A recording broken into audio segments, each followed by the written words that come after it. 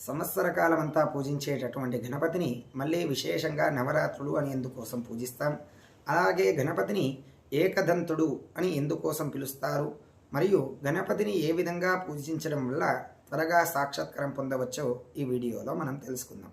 పూర్వకాలంలో వేదవ్యాసుడు బ్రహ్మదేవునికై తపస్సు చేస్తాడు. ఆ బ్రహ్మదేవుడు సాక్షాత్కరించి, ఓ వ్యాస, ఏమి నీ కోరిక అంటే, అప్పుడు ఆ వ్యాసుడు ఈ విధంగా అంటాడు: ఓ స్వామి, నేను పంచమ వేదమైనటువంటి మహాభారతాన్ని రచించాలి అని అనుకుంటున్నాను. కాబట్టి ఈ రచనకు మొదటి వాక్యం నుండి చివరి వాక్యం వరకు ఎవరైతే నిర్విరామంగా రాస్తారో వారిని నాకు ప్రసాదించమని వేడుకుంటాడు.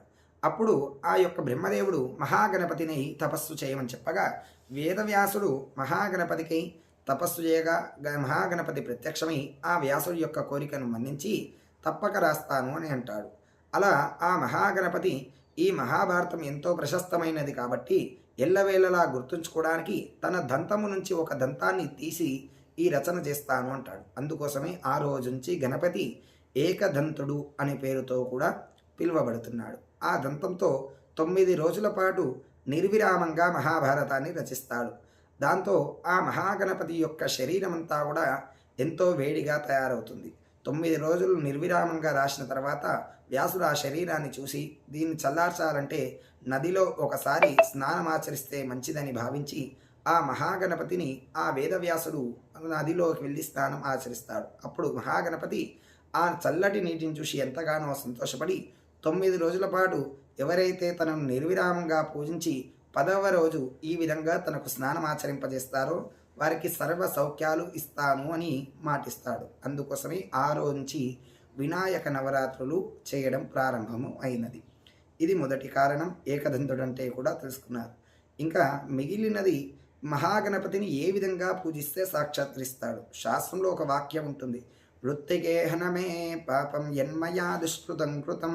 అంటే మట్టితో పూజించడం కంటే మేలైన పూజ ఇంకెక్కడా లేదు. అందుకోసమే పార్థివలింగార్చన అంటారు.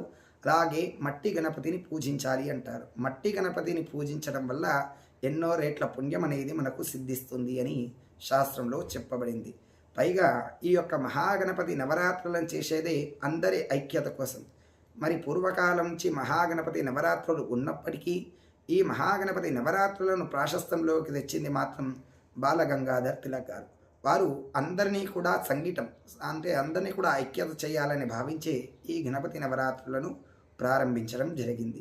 కానీ ఈరోజు మనం అనేక విధాలుగా విడిపోయి, ఇది ఈ కులము వారి వినాయకుడు, లేదా ఇది ఈ కాలనీ వారి వినాయకుడు, లేదా ఇది అక్కడి వారి వినాయకుడు అని చెప్పడం జరుగుతుంది. కానీ వినాయక నవరాత్రుల యొక్క ముఖ్య ఉద్దేశమే ఐక్యత. ఆ ఐక్యత లోపించి పూజించిన వ్యర్థమే.